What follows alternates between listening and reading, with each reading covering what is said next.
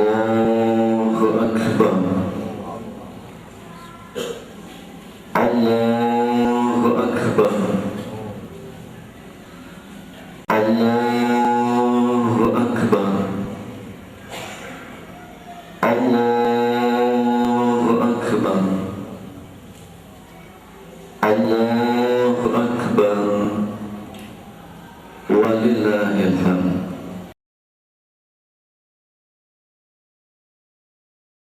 Bismillahirrahmanirrahim. Alhamdulillahi rabbil alamin. Asyhadu an la ilaha illallah rabbul alamin wa rabbul arsyil azim. Wa asyhadu anna Muhammadan abduhu wa rasuluhu rahmatan lil alamin. Allahumma sholli wa sallim wa barik ala sayyidina Muhammadin nabiyil ummi rasulillahi rahmatan lil alamin.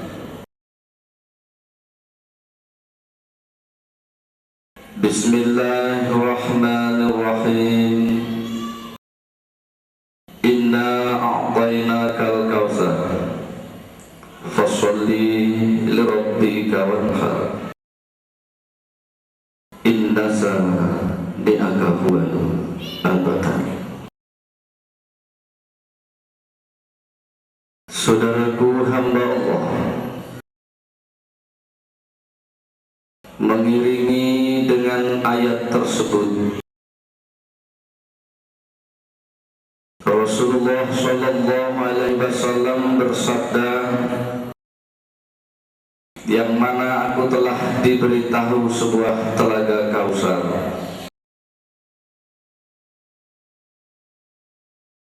dan juga diperintah untuk melaksanakan sholat dan juga kurban. Dan Allah pula menyatakan,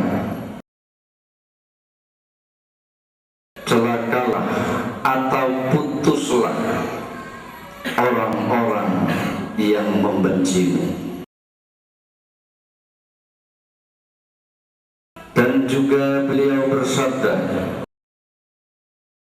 pada hari ini saya akan melakukan kurban, dan barang siapa yang melakukannya maka ia telah melakukan sunnahku. Dan juga beliau bersabda, bagi orang yang kaya atau mampu dan tidak mau berkurban, maka janganlah mendekat masjidku ini. Allahu Akbar. Allahu Akbar. Allahu Akbar. La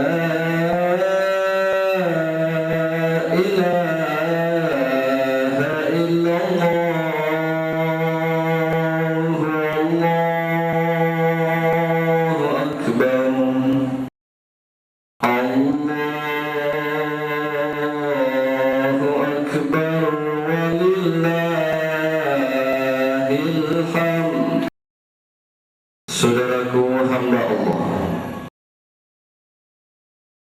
sesungguhnya la yanalu luhumaha atau innallaha la yanalu luhumaha wa la dima'uha walakin yanalu taqwa minkum. Dan juga beliau bersabda, innallaha la yanzuru fi ajsamikum wa la fi surikum walakin yanzuru fi qulubikum wa a'malikum. Allahu Akbar.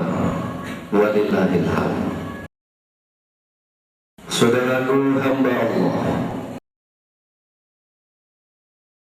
memetik hikmah mencuplik dari pengertian dan pelajaran bagi kita semua sebagai hamba Allah, hamba yang berdosa, yang bersalah, yang serakah, yang selalu berdusta dan mendustai diri sendiri, yang mana sering berkata ketika bekerja untuk sanggung ibadah, setiap berkata, bekerja juga berkata dan berucap bismillah. Tapi pada kenyataannya, dari setiap tahunnya berapa yang untuk kurban dan berapa yang untuk kebutuhan perutnya sendiri. Kecintaan yang palsu, kesetiaan yang palsu. Mungkinkah dari semua kepalsuan ini kita diterima oleh Allah Subhanahu wa ta'ala? Saudaraku hamba Allah, tentunya jika manusia berbuat baik kepada diri kita sebarang sedikit, kita sibuk untuk membalasnya. Kita baru ditolong sekali atau dua kali oleh sesama manusia, kita tidak cukup membalas dalam 1 atau 2 minggu. Akan tetapi Allah telah menghidupkan kita, menyehatkan hambanya, memberi rezeki yang mungkin cukup berlimpah. Jika mau menghitung nikmat Allah, kita belum sempat menghitung atau belum selesai, habislah umur itu. Lalu seberapa banyak harta yang telah kita korbankan, baik di dalam Idul Adha maupun di luar Idul Adha yang disebut infak fi sabilillah. Saudaraku hamba Allah, betapa hinanya kita semua ini di hadapan Allah Subhanahu wa ta'ala. Jika kita tanpa mendapat bimbingan Allah dan Rasulullah sallallahu alaihi wasallam, tentunya kita akan celaka sepanjang masa. Saudaraku hamba Allah, di hari yang adha atau yang besar ini, mari kita sama-sama berusaha dan terus bertahan taubat kita kepada Allah Subhanahu wa ta'ala. Mari kita sadar bahwa selama ini kita serakah, baik untuk ujian kita, harta dan lain sebagainya. Kita sering melupakan Allah dan Rasulullah sallallahu alaihi wasallam. Kita sering berjuang dan berjuang katanya, tapi nyatanya untuk kepribadiannya sendiri atau untuk kepentingan diri sendiri. Sedangkan cepat atau lambat, mau atau tidak mau, kita semua akan tetap inna lillahi wa inna ilaihi raji'un. Saudaraku hamba Allah, mengapa Nabi Ibrahim ikhlas menyembelih anaknya? Karena anak dianggap hanya membahagiakan sesaat, hanya mata'ul ghurur, hanya mata'ul qalil, kesenangan sedikit dan sangat sementara. Sejarah telah mengungkapkan sebagai teladan umat Islam. Untuk itu wahai saudaraku, kita sebagai umat Rasulullah sallallahu alaihi wasallam tidak disuruh menyembelih anak, hanya disuruh menyembelih kambing atau hewan ternak. Kenapa kita masih keberatan untuk itu? Dan kenapa kita mampu membeli kendaraan yang mewah? Kenapa kita mampu membeli hiburan? Kita mampu membeli rumah, tapi tidak mampu menunjukkan kesetiaan kita kepada Allah Subhanahu wa ta'ala.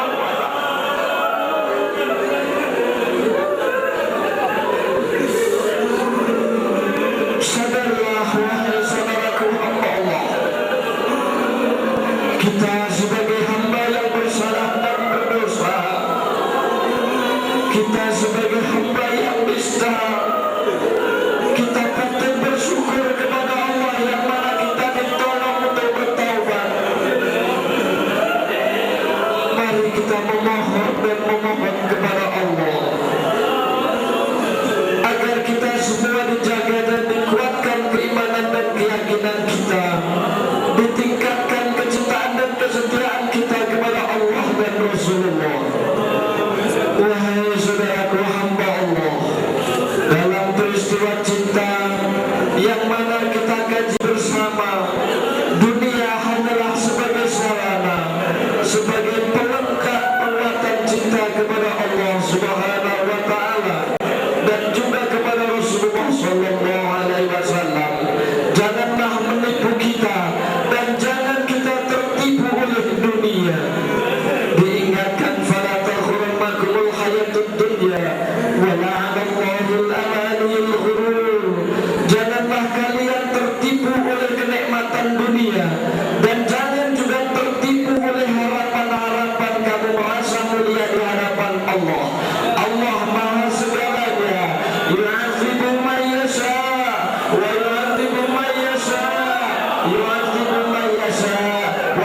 يغفر لمن يشاء ويغفر لمن يشاء.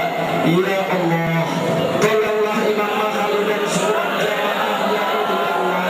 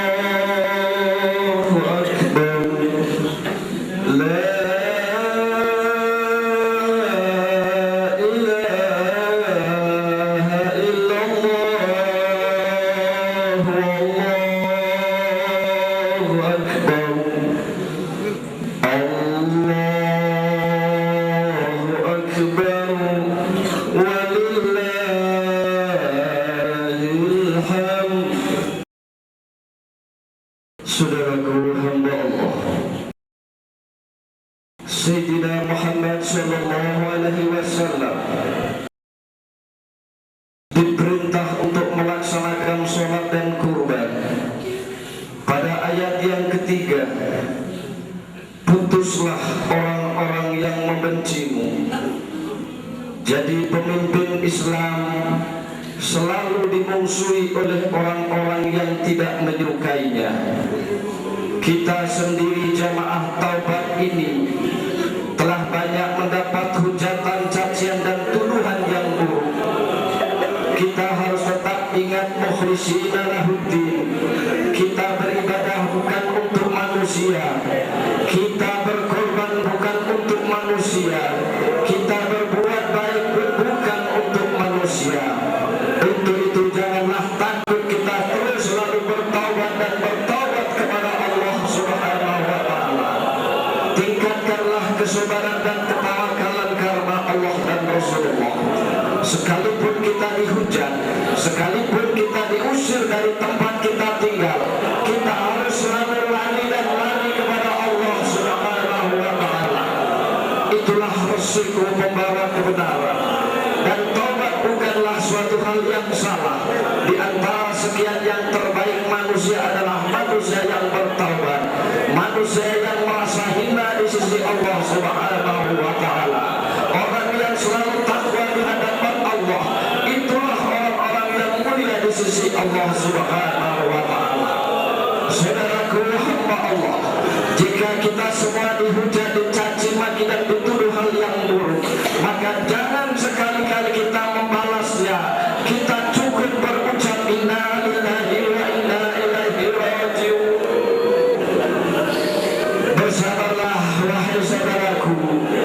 Berjalan di muka bumi sudahlah sangat susah. Menjalani jalan setapak di tepi hutan, di tengah hutan belantara susah. Tapi lebih susah jika manusia untuk mempertahankan taubatan nasuha. Jika tanpa pertolongan Allah akan kembali kita kepada kemaksiatan lagi, akan kembali kita kepada kedurhakaan kita kepada Allah lagi. Saudaraku hamba Allah, marilah kita benar-benar berserah diri kepada Allah Subhanahu wa taala. La haula wala quwwata illa billahil aliyyil azim.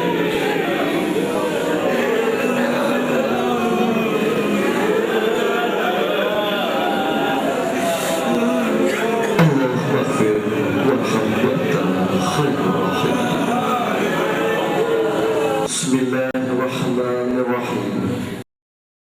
Allahu Akbar, Allahu Akbar, Allahu Akbar, Allahu Akbar, walillahil hamd.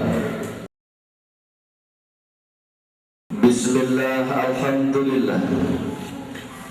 Asyhadu an la ilaha illallah wahdahu la syarika lah. Wa asyhadu anna Muhammadan abduhu wa rasuluhu la nabiyya ba'dah. Allahumma shalli wa sallim ala sayyidina Muhammad ibni Abdillah wa ala alihi wa ummatihi ila yaumil qiyamah wa ila hadratillahi ta'ala. Bismillahirrahmanirrahim.